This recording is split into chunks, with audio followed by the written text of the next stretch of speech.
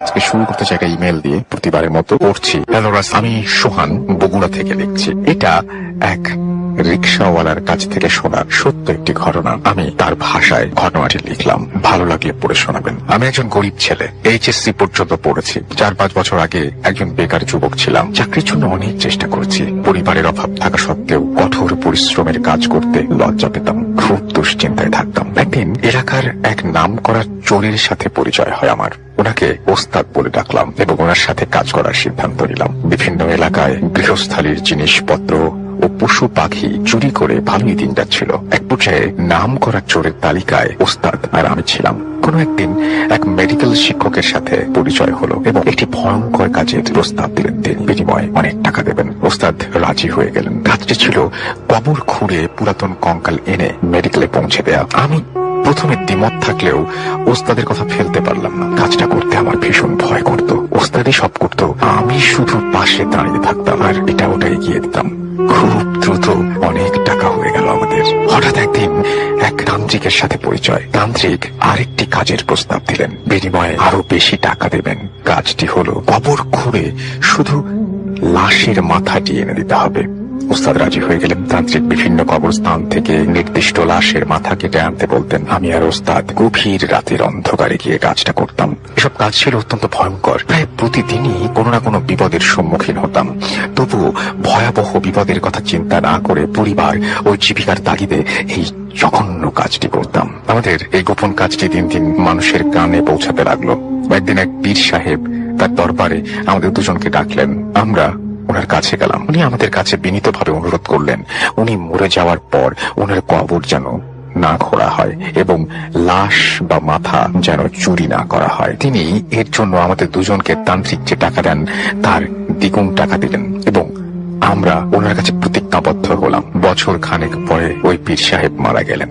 আমি এইদিকে তান্ত্রিক ওই পীরের সাহেবের আর এইদিকে তান্ত্রিক ওই পীর সাহেবের কবর খুঁড়ে মাথা আনতে বললেন। আমি বললাম, না, এটা সম্ভব নয়। আমার পীর সাহেবের কাছে আমরা প্রতিজ্ঞাবদ্ধ। কিন্তু ওস্তাদ টাকার লোভে পীরের প্রতিজ্ঞা ভঙ্গ করলেন এবং তান্ত্রিকের কথায় রাজি হয়ে গেলেন। তখন আমি সিদ্ধান্ত নিতে পারলাম না কি করব। আজ পর্যন্ত কখনো ওস্তাদের কথা অমান্য করিনি। এদিকে ওস্তাদ বললেন, চিন্তা করিস কেন, আমাদের পেশায় তো পাপ, তাহলে প্রতিজ্ঞা ভঙ্গের পাপে আর কি হবে। আমি প্রতিজ্ঞাবদ্ধ শরীরটা নিয়ে কেমন যেন সামনের দিকে অগ্রসর হতে পারছিলাম না। তবুও ওই পীর সাহেবের কবরস্থানে গেলাম। কবর দেখে পীর সাহেবের প্রতিজ্ঞার কথা মনে করে আমার সমস্ত শরীর কাঁপতে লাগলো। কেমন যেন মনে হচ্ছিল আজ জীবনের সবচেয়ে বড় পাপটি করতে যাচ্ছি। আমি ভয়ে ভয়ে কম্পিত স্বরে ওস্তাদকে বললাম, ওস্তাদ, এই কবরে আমি হাত দিতে পারবো না, আমি আপনার পাশে আছি, আপনি কাজটা করেন। ওস্তাদ বলল, ধুর বোকা, তাহলে তুই দাঁড়া, কাজটি আমি করি। তাই বলে ওস্তাদ কবর খুঁড়তে শুরু করলেন। আমার মন বলছিল আজ ভয়ঙ্কর কোনো অঘটন ঘটবে। ওস্তাদ কবর খুঁড়ে দেখলেন এক কবরে দুটি লাশ। আমিও কবরের উপরে দাঁড়িয়ে দেখলাম ওস্তাদ দুটি লাশের কাফন খুঁড়ে ফেললেন। একটি লাশ ছিল পীর সাহেবের আর অপরটি ছিল ওস্তাদের নিজের। আমি তো দেখেই চমকে উঠলাম। ওস্তাদও নিজের লাশ দেখে বিশ্বাস করতে পারলেন না। ওস্তাদ বুক ভরা সাহস নিয়ে পীর সাহেবের লাশের গলা থেকে মাথাটা কেটে নিলেন। অমনি পীর সাহেব তার হাত দিয়ে ওস্তাদের গলা টিপে ধরলেন এবং ওস্তাদকে মেরে ফেললেন। আমি ভয়ে চিৎকার করে ওইখানে অজ্ঞান হয়ে গেলাম। চোখ খুলে দেখি গ্রামের লোকরা আমার চারপাশে দাঁড়িয়ে। আমাকে জিজ্ঞেস করলো আমি এখানে কেন, আমার কি হয়েছিল। আমি সকলের সামনে সত্য কথা বলে দিলাম। কিন্তু পীর সাহেবের কবর আগের মতোই আছে। গত রাতে যে কবর খোঁড়া হয়েছিল তার কোনো চিহ্ন মাত্র নেই। আমার কথা কেউ বিশ্বাস করলো না। আমাকে সবাই পাগল বলল। আমি সবাইকে বারবার বোঝাতে লাগলাম। 2-1 ব্যাপারটা সিরিয়াসলি নিল এবং কবর খোঁড়ার সিদ্ধান্ত নিল। তারপর কবর খুলে দেখলেন কাহিনী সত্য। পীর সাহেব ওস্তাদের গলা ধরে আছেন, গলা টিপে ধরে আছেন। ওস্তাদের মরদেহটি পীর সাহেবের কবর থেকে ওঠানোর চেষ্টা করলেন সবাই, কিন্তু ব্যর্থ হন। কিছুতেই ওস্তাদের গলা থেকে পীরের হাত ছাড়াতে পারলেন না। অতঃপর পীর সাহেব ওস্তাদকে এক কবরে মাটি দিয়ে সবাই চলে যায়। পীর সাহেবের পরিবার পরিজন আমাকে ক্ষমা করে দিলেন এবং বললেন, আর কোনোদিন এই পাপ কাজ করো না, আজ থেকে হালাল উপার্জন করো। তারপর থেকে আমি রিক্সা চালিয়ে জীবিকা নির্বাহ করি। ধোতেফেম দীর্ঘজীবী হোক। এই ছিল ঘটনা। যেভাবে লেখা আছে আমি সেভাবেই পড়ছি। আসসালামু আলাইকুম রাসেল ভাই, আমি তানভীর তুষার। আমার গ্রামের বাসা গাইবান্ধা জেলায়। আমি সরাসরি ঘটনায় চলে যাচ্ছি। আজ যার ঘটনা শেয়ার করব তিনি আমার প্রতিবেশী। নাম সাদা মিয়া। ছোটবেলা থেকেই তাকে আমি চিনি। এখন তার বয়স প্রায় 35-এর কাছাকাছি। তিনি নিম্ন মধ্যবিত্ত ঘরের সন্তান ছিলেন। ছোট থেকে বেশ শান্ত আর চুপচাপ স্বভাবের ছিলেন তিনি। কারো সাথে তেমন কথাও বলতেন না। ছোটবেলা থেকেই তার ইসলামিক দিক, কোরআন এবং হাদিসের প্রতি ছিল অনেক আগ্রহ। একদিন বিকেলে তিনি তার বাবার সাথে পার্শ্ববর্তী নয়াবন্দর বাজারে যান। তখন তার বয়স ছিল 7 বছর। তিনি বাজারে বাবার সাথে হাঁটছেন। এমন সময় এক মিষ্টির দোকানের মিষ্টি দেখে তার খুব খেতে ইচ্ছা হয়। তিনি তার বাবাকে বলেন মিষ্টি কিনে দেওয়ার কথা। তার বাবা তাকে 1 পোয়া পরিমাণ মিষ্টি কিনে দেন। তাকে বাজারের ব্যাগ দিয়ে বলেন, তুই ব্যাগটা নিয়ে বাড়ি চলে যা, আমার যেতে রাত হবে। তিনি বাজারের ব্যাগের মাঝে মিষ্টির প্যাকেট নিয়ে ব্যাগটা কাঁধে নিয়ে বাজার থেকে বাড়ির দিকে রওনা দেন। তিনি যখন বাজার থেকে বের হন তখন প্রায় সন্ধ্যা। রাস্তায় দাঁড়িয়ে অপেক্ষা করতে থাকে, যদি কেউ বাজার থেকে বাড়ির দিকে আসে তো তার সাথে তিনি আসবেন। কিন্তু প্রায় 10 মিনিট থাকার পরেও তিনি কাউকেই পান না। পরে নিজেই সাহস করে বাড়ির দিকে হাঁটা দেন। তখন আরো অনেকটা জাঁকজমক হয়েই সন্ধ্যা নেমেছে। বাজার থেকে বাড়ি আসার যে পথ, তার এক পাশে আলোই নদী আর এক পাশে বিশাল ধান ক্ষেত। বাজার এবং বাড়ির মাঝে একটা কবরস্থান, যেটি মোল্লে ভিটা নামে পরিচিত। এই জায়গা একটা ঘটনা ভূত.com-এর 67তম এপিসোডে প্রচারিত হয়। তিনি সাহস করে বাজারের ব্যাগ কাঁধে নিয়ে হাঁটতে থাকেন।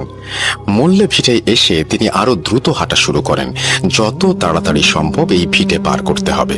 কিন্তু তিনি যখন রাস্তার পাশে থাকা বিশাল ছাতান গাছের নিচে যান, তখন হঠাৎ আবছা দেখতে পান একটা কালো ছায়ার মতো কিছু একটা খুব দ্রুত তার চোখের পলকেই গাছ থেকে নামলো এবং মনে হলো সেটা তার পাশ কাটিয়ে উল্টো দিকে চলে গেল।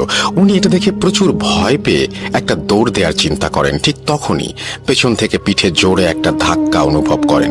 ধাক্কাটা এত জোরে ছিল যে উনি অনেকটা জোরে মুখ থুবড়ে রাস্তার ওপর পড়ে যান, আর ওনার কাঁধ থেকে ব্যাগটা ছিটকে চলে যায় ওই গাছটির দিকে। উনি দ্রুত উঠেই ব্যাগটি কুড়িয়ে নিয়েই বাড়ির দিকে দৌড় দেন এবং বাড়িতে এসে একটা চিৎকার দিয়ে উঠোনে পড়ে যান। তার চিৎকার শুনে তার বড় ভাই এবং তার মা দৌড়ে এসে দেখেন সে অজ্ঞান হয়ে পড়ে আছে উঠোনে, আর তার পাশে একটু দূরে বাজারের ব্যাগটা পড়ে আছে। গ্রামের অনেক লোকও তখন জড়ো হয়ে গেছে উঠোনে। এরপর তাকে বাড়িতে নিয়ে তার চোখে মুখে পানি দেয়া হয়। তার জ্ঞান ফিরে আসলে কেন এমন হলো জানতে চাইলে সে পুরো ঘটনা সবাইকে বলে।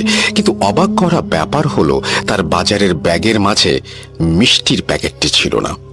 রাস্তায় পড়ে যাওয়ার সময় মিষ্টির প্যাকেট পড়ে গেছে এটা হয়তো ভেবে তার বড় দুলাভাই লাইট নিয়ে সেই রাস্তা মোল্লে ভিটে ভালো করে খুঁজেও মিষ্টির প্যাকেটের চিহ্ন পাননি। এরপরে স্থানীয় এক হুজুর এসে তাকে পানি পড়া দেন এবং ঝাড়ফুঁক করে দেন। এর কিছুদিন পরে তাকে বাড়ি থেকে দূরে একটা মাদ্রাসায় ভর্তি করিয়ে দেয়া হয়। মাদ্রাসাটা আবাসিক। মাদ্রাসাটা এখনো চলমান, তাই আমি নামটা উল্লেখ করলাম না। মাদ্রাসার পাশে একটা বিশাল পুকুর, আর পুকুরের এক পাশে জঙ্গল, অপর পাশে বিশাল ধান ক্ষেত। এই মাদ্রাসার পাশে সে সময় তেমন কোনো বাড়ি ছিল না। পুরো নির্জন নারিকেল আর সুপারি গাছের বাগানের এক পাশে ছিল এই মাদ্রাসা। মাদ্রাসার নতুন কোনো ছেলে আসলে প্রথম দিকে খুব সমস্যায় পড়তে হতো তাকে। মাদ্রাসায় এক রুমে মেঝেতে প্রায় 20 জন করে ছাত্র ঘুমাতো সে সময়, আর প্রতি রুমে তাদের সাথে একজন করে হুজুর ঘুমাতো। সাদা মিয়া যখন ভর্তি হয় তখন শীতের সময়, চারিদিকে ঘন কুয়াশায় আচ্ছন্ন থাকে দিনের অনেকটা সময়, আর রাত হলে তো লাইটের আলোতেও সামনের 2 হাত জায়গা স্পষ্ট দেখা যায় না। তিনি ভর্তি হবার পরে 2 দিন কোনো সমস্যা ছাড়াই কাটে। তৃতীয় দিন রাতে একটা অদ্ভুত স্বপ্ন দেখেন তিনি। স্বপ্নের মাঝে তিনি দেখেন মাদ্রাসার পাশে পুকুর থেকে একটা কালো অবয়ব আস্তে আস্তে পানির উপরে ভেসে উঠছে, আর তিনি পুকুরের পাড়ে একা দাঁড়িয়ে। অবয়বটা তার সামনে এসে থেমে যায়, একটা হাত বাড়িয়ে তাকে নাম ধরে নিজের দিকে ডাকতে থাকে। এটা দেখে তার ঘুম ভেঙে যায়, কিন্তু তিনি খেয়াল করেন ঘুম থেকে ওঠার পরেও তিনি সেই অবয়বটার ডাক শুনতে পারছেন। মনে হয় পুরো পুকুরের পাড়ের দিক থেকে ভেসে আসছে সেই করুণ ডাক। তিনি প্রচন্ড ভয় পেয়ে পাশের একজনকে ডেকে তোলেন। সেই ছেলে ওঠার সাথে সাথেই ডাকাটাও যেন থেমে যায়, আর শোনা যায় না। এরপরে রাতে তার ঘুম আসছিল না, এপাশ ওপাশ করে সময় কাটছিল। হঠাৎ একটা মৃদু কান্নার শব্দ ভেসে আসতে লাগলো তার কানে। খুব বেশি মনোযোগ না দিয়ে, যেন শব্দটা ঠিক ভালোভাবে শোনাই যায় না। কান্নাটা রাতের শব্দের সাথে যেন পাল্লা দিতে পারছে না ঠিক মতো। একবার ক্ষীণ ও সুরে ভেসে আসছে, তো আর একবার তা মিলিয়ে যাচ্ছে। সেদিন রাতে এভাবেই তিনি ঘুমিয়ে যান। এর পরের দিন রাতে কান্নাটা যেন আরো অনেক স্পষ্ট, একদম রুমের সাথে দাঁড়িয়ে কেউ কান্না করছে এমন মনে হচ্ছে। ঠিক সেই সময় বিকট একটা শব্দ হয় টিনের চালে। প্রায় সবাই ঘুম থেকে উঠে যায়। মাদ্রাসার হুজুররা বাইরে গিয়ে দেখেন একটা প্রকাণ্ড পাথর পড়ে আছে উঠোনে। যদিও এমন পাথর একা কেউ এভাবে উপড়ে ফেলতে পারবে না টিনের চালে। সবাই সে রাতের মতো আবার ঘুমোতে যান, কিন্তু পরের দিন সকালে উঠে কেউ আর পাথরটা খুঁজে পায় না, যেন গত রাতের কোনো চিহ্নই নেই। কিছুদিন পরে নতুন একটা ছাত্র ভর্তি হয় সেই মাদ্রাসায়। সে থাকতো সাদা মিয়ার পাশের রুমে। একদিন এক হুজুর মাঝরাতে দরজা খোলার শব্দ পেয়ে ওঠেন। দেখেন রুমের দরজা হালকা খোলা। মাদ্রাসায় একটা নিয়ম ছিল, কেউ রাতে উঠে টয়লেটে গেলে সেই রুমে থাকা হুজুরকে ডেকে তাকে সাথে নিয়ে যেতে হবে, যেহেতু টয়লেট ছিল থাকার রুম থেকে একটু দূরে। হুজুর দরজা খোলা দেখে চিন্তা করলেন, কে গেল বাহিরে? তাকে ডাক দিল না কেন? তিনি হাতে লাইট নিয়ে বাইরে যান দেখতে। দরজা দিয়ে বের হয়ে একটু সামনে এগোতেই দেখেন সেই নতুন ছাত্র একভাবে হেঁটে চলেছে পুকুরের পাড়ের দিকে। হুজুর পেছন থেকে ডাক দিলেও নতুন ছেলেটা মনে হচ্ছে কিছুই শুনছে না। সে একভাবে আস্তে আস্তে হেঁটে যাচ্ছে পুকুরের পাড়ের দিকে। হুজুর দৌড়ে গিয়ে ছেলেটাকে পেছন থেকে ধরে একটা ঝাঁকি দেন। সাথে সাথে সেটা চমকে উঠে হুজুরকে বলে, আমি এখানে কেন? এখানে কিভাবে আসলাম? হুজুর তাকে বলে সবকিছু। পরে ছেলেটি বলে, আমি স্বপ্নের মাঝে দেখছিলাম একটা কালো অবয়ব পুকুরের পাড়ে থেকে আমার নাম ধরে একইভাবে ডেকে চলেছে, এমন সুর করে ডাকছে যে এটা উপেক্ষা করার কোনো উপায় ছিল না। এরপরে আমি বিছানা থেকে উঠে দরজার কাছে যেয়ে দরজাটা খুলে ফেলি। তারপরে আর কিছুই মনে নেই আমার। হুজুর ছেলেটাকে নিয়ে রুমে ফিরে আসেন আর বলেন, আর কোনো দিন ডাক শুনলে বাইরে বের হবা না, একা একা। কোনো দরকার হলে আমাকে ডেকে নিবে সাথে। এরপরে 10-12 দিন সবকিছু স্বাভাবিকভাবেই কেটে যায়। তারপরে এক ভোরে সেই রুমের দায়িত্বে থাকা হুজুর ফজরের নামাজের জন্য সবাইকে ডেকে তোলা শুরু করেন। তখন তিনি দেখতে পান সেই নতুন ছেলেটার বিছানা খালি। দরজার দিকে তাকাতেই দেখেন দরজাটা খোলা। তিনি লাইট হাতে দৌড়ে বাইরে গিয়ে এদিক ওদিক খুঁজতে শুরু করেন। মাদ্রাসায় থাকা বাকি হুজুরদেরও ডেকে তোলেন তিনি। সবাই মিলে খুঁজতে খুঁজতে পুকুরের পাড়ে যেয়ে দেখেন পুকুরের এক কোণে পানির মাঝে উপুর হয়ে ভেসে আছে ছেলেটি। তাড়াতাড়ি করে তাকে পুকুরের পাড়ে তুলে আনা হয়, কিন্তু ততক্ষণে অনেক দেরি হয়ে গেছে। ছেলেটি মারা গিয়ে শক্ত হয়ে হাত পা বেঁকে গেছে। তার চোখ দুটো খোলা, কিন্তু বেশ বড় বড় করে তাকানো। তবে অবাক করা বিষয় হলো ছেলেটার শরীরে কোথাও কোনো আঘাতের চিহ্ন নেই, আর পেটেও কোনো পানি নেই। ঠিক কি হয়েছিল সেই রাতে তার সাথে তার জানা যায়নি। এরপরে মাদ্রাসার এক হুজুর চারপাশ বন্ধ করে দেন দোয়া পড়ে। এভাবে কেটে যায় অনেকটা সময়। সাদা মিয়া ছুটিতে মাঝে মাঝে বাড়ি আসতেন। বাড়ি আসার 2টা পথ ছিল, একটা নদী পাড় দিয়ে, অপরটা লোকালয়ের মধ্য দিয়ে। আলাই নদীর পাড় দিয়ে হেঁটে আসলে অনেক সময় কম লাগে, তাই তিনি বেশিরভাগ সময় নদীর পাড় দিয়ে আসতেন। এমনি এক ছুটিতে বাড়ি আসার সময় সন্ধে হয়ে যায়। তিনি নদীর পাড় দিয়ে বাড়ি আসার সিদ্ধান্ত নেন। মাগরিবের নামাজ শেষ করে তিনি মাদ্রাসা থেকে বের হয়ে একটা বাজার পার করে নদীর পাড়ে নেমে যান। এদিকটায় বাড়িঘর নেই। নদীর পাড়ে কাশবন দিয়ে ভরা। নদীর তখন অল্প পানি, তাই পাড়ের কাছে অনেক পলিমাটির কাদা। তিনি চিন্তা করেন এই কাশবনের মাঝে দিয়ে এখন যদি যায় তাহলে সাপ আর শেয়ালের একটা ভয় আছে, তাই তিনি নদীতে নেমে যান। পলিকাদার মাঝে দিয়ে হাঁটা ধরেন গোড়ালি পর্যন্ত, বা কখনো তার একটু বেশি কাদা। এর মাঝে দিয়ে হেঁটে চলেছেন তিনি। বাজার থেকে 5 মিনিট নদীপথে হাঁটার পরে একটা বাঁক আছে, যেখানে পানির গভীরতা তুলনামূলকভাবে বেশি। গ্রীষ্মের সময় যখন নদীর অন্য জায়গার পানি শুকিয়ে যায়, এই বাঁকে তখনও গভীর পানি। এই জায়গাটা কখনো শুকায় না। তিনি সেই জায়গায় আসার পর খেয়াল করেন তার পাশের কাশবনের ঝোপের মধ্যে একটা খসখস খসখস শব্দ হচ্ছে। কাশফুলের গাছগুলো একটা জায়গায় দুলছে, মনে হচ্ছে কেউ ভেতরে বসে আছে। তিনি ভাবেন এই সন্ধ্যায় এখানে একা আসা মোটেও ঠিক হয়নি। এবার তিনি নিশ্চিতভাবে শেয়ালের পাল্লায় পড়েছেন। তিনি তার পাশে থাকা নদীতে ভেসে আসা একটা পুরনো বাঁশের ভাঙা অংশ হাতে তুলে নেন, যে শেয়াল বের হলেই আঘাত করবেন, যা হবার হবে। তিনি প্রায় প্রস্তুতি নিয়ে এবার আঘাত করবেন। ঠিক সেই সময় অনেক বছর আগে স্বপ্নে দেখা কালো অবয়বটা বের হয়ে আসলো তার সামনে। এই প্রথম সেটির চেহারা দেখতে পান তিনি। দেখতে অনেকটা মানুষের মতো হলেও তার মুখ ছিল কুচকুচে কালো। পুরো মুখে ছিল ছোপ ছোপ গর্ত, আর চোখে কোনো মনি নেই, পুরোটাই সাদা। তার থেকে মাত্র 2 হাত দূরে হাওয়ায় ভেসে আছে অবয়বটা। একটা মাংস পচা গন্ধে যেন ভরে উঠেছে চারপাশ। তিনি লাঠি ফেলে প্রচন্ড ভয়ে বাজারের দিকে দৌড় দেন। বাজারের দিকে তিনি যখন দৌড়চ্ছেন, তখন পেছন থেকে তার নাম ধরে একটা ক্ষীণ ডাক শুনতে পাচ্ছেন তিনি। তিনি কিছু না ভেবে শরীরের সমস্ত শক্তি দিয়ে দৌড়ে চলেছেন। তিনি ভাবতে থাকেন, আজ থেমে গেলে মৃত্যু অনিবার্য এখানে। বাজারে যেয়ে তিনি তার মাদ্রাসার এক হুজুরকে দেখতে পান। তিনি হাঁপাতে হাঁপাতে হুজুরকে জড়িয়ে ধরে কান্না শুরু করেন। হুজুর তাকে আবার বাজার থেকে মাদ্রাসায় নিয়ে যান এবং পুরো ঘটনা শোনেন। এরপরে পানি পড়া দেন তাকে এবং তার শরীর বন্ধ করে দেন। পরদিন সাদা মিয়ার বাড়িতে খবর দেয়া হয়। এদিকে তার রাত থেকেই প্রচন্ড জ্বর, ঠিকমতো কথা বলতে পারছেন না তিনি। বাড়ির লোক সব শুনে তাকে নিতে আসেন বাড়িতে। প্রায় 13 দিন পরে সুস্থ হন তিনি। এরপরে তিনি আবার মাদ্রাসায় যান। তারপরে খুব বেশি জটিল কোনো সমস্যা ছাড়াই তিনি মাদ্রাসায় পড়া শেষ করেন এবং পাশেই একটা মসজিদে ইমামতির দায়িত্ব পালন করতে শুরু করেন। মসজিদের মুসল্লিরা মিলে তাকে একটি জমিতে একটা টিনের ঘর তুলে দেন। তার ব্যক্তিত্ব এবং আচরণ দেখে মসজিদ কমিটির এক লোক তাকে দিয়ে নিজের মেয়ের বিয়ে দেন। এভাবে কেটে যায় প্রায় 2 বছর। তাদের একটা ছেলে সন্তানও জন্ম নেয়। তিনি তার স্ত্রী আর সন্তানকে নিয়ে মাঝে মাঝেই বাড়িতে আসতেন। বেশ সুখে শান্তিতে কেটে যাচ্ছিল দিনগুলো, কিন্তু এই সুখ বেশি দিন স্থায়ী হলো না তাদের। সাদা মিয়া যে মসজিদে ইমামতি করেন, সেই মসজিদে এক সন্ধ্যায় মাগরিবের নামাজের সময় এক মুসল্লি আর একজনের একটা মোবাইল নিয়ে বের হয়ে যায় মসজিদ থেকে। সেটা সাদা মিয়া দেখে ফেলেন। এরপরে মোবাইলের মালিক সেই লোকের কাছে মোবাইল দাবি করলে মোবাইল নেওয়া লোকটা তা অস্বীকার করে। এক পর্যায়ে একটা গ্রাম্য বিচার ডাকা হয় এবং সাদা মিয়া সেখানে সাক্ষী দেন এবং মোবাইল তার মালিকের কাছে ফিরিয়ে দেন সেই চোর।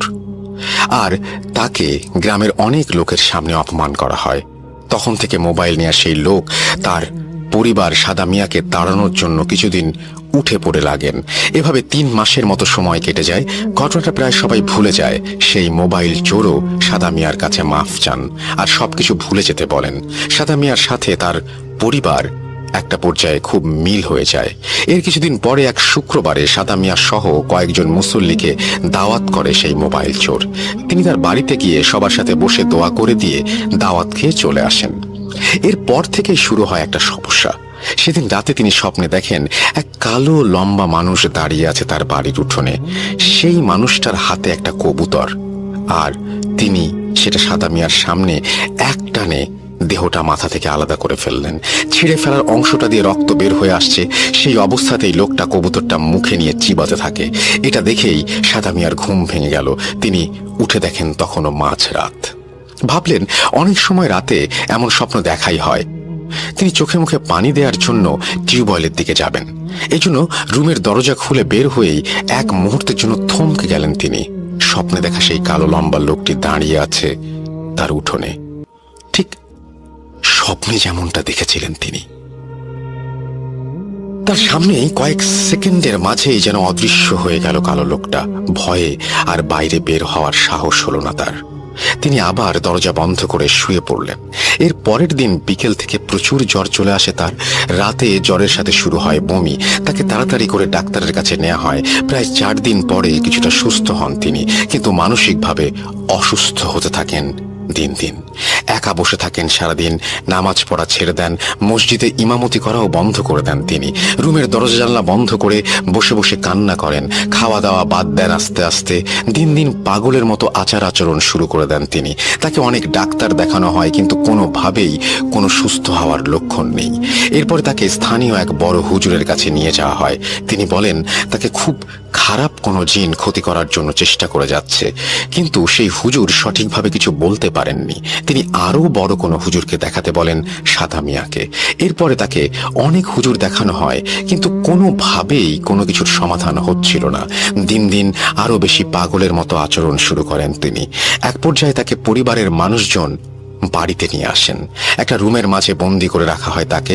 কিছুদিন পরে তার স্ত্রী তাকে ডিভোর্স দিয়ে অন্য জায়গায় বিয়ে করে নেয়। এভাবে কিছু মাস কেটে যায়। তাকে শুধু দিনে 3 বার খাবার দেয়া হতো রুমের দরজা খুলে।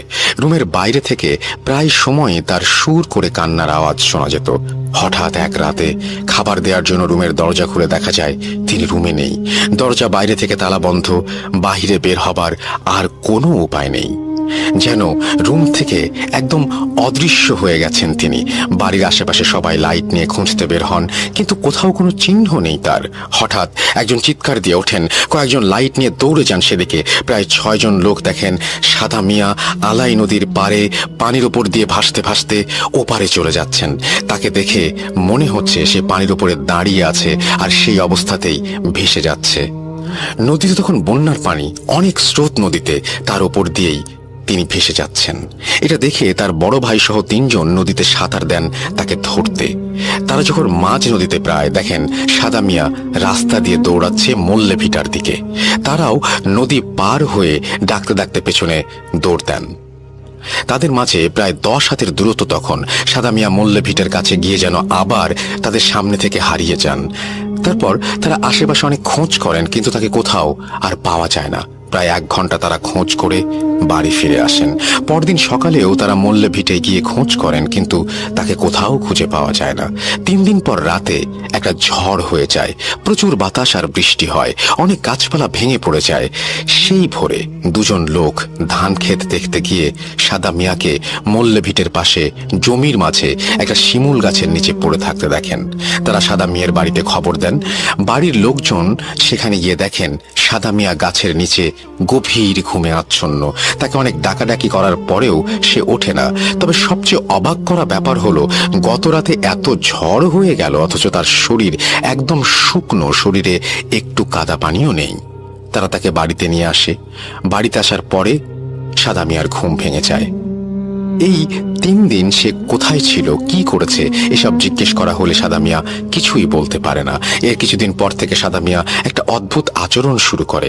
তিনি নদী থেকে কাদা মাটি তুলে এনে সেটা দিয়ে বিভিন্ন রকমের মূর্তি বানানো শুরু করেন এবং সেই মূর্তিগুলোকে পুজো করতে শুরু করেন। বিভিন্ন ফুল ফল দিয়ে প্রতিদিন ভোরে পুজো শুরু করেন। হঠাৎ হঠাৎ চিৎকার করে বলেন, আমি দিব তো, তোর সামনে বলি দেব।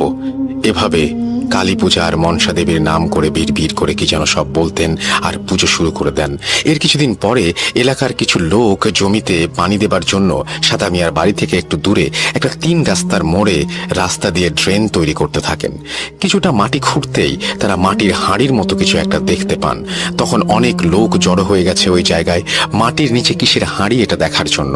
তারা খুব সাবধানে মাটির হাঁড়ি খুঁড়ে বের করে দেখেন সেখানে একটা লাল কাপড় দিয়ে কিছু বাঁধা আর পাতিলের গায়ে কি সব আঁকি বুকি করে লেখা। তবে মাটির হাঁড়িটা পোড়ানো নয়, কাদা মাটি দিয়ে বানিয়ে শুধু রোদে শুকনো হয়েছে এমন হাঁড়ি। কেউ আর সাহস করে সেটা খুলতে চায় না। সেই দিন সাদা মিয়ার পরিবারের লোক অন্য এলাকা থেকে একটা বড় হুজুরকে বাড়িতে নিয়ে আসেন। তিনি এসেই মাটির হাঁড়িটা আনতে বলেন। এরপরে সবার সামনে তিনি সেটা খুলে ফেলেন। ভেতরে কিছু কাগজ যা লাল সুতো দিয়ে বাঁধা, জোড়া কবুতরের মাথা বিচ্ছিন্ন অবস্থায় মাথা সহ রাখা, কয়েকটি তাবিজ আর একটা ছোট কালো মূর্তি রাখা, সবগুলোই রক্ত দিয়ে মাখানো অবস্থায় সেই হাঁড়ির ভেতর। তবে রক্ত একদম শুকিয়ে গেছে, কিন্তু রক্তের দাগ আছে। তা দেখে মনে হয় হাঁড়ির সব জিনিস এই রক্তে ডুবিয়ে রাখা ছিল।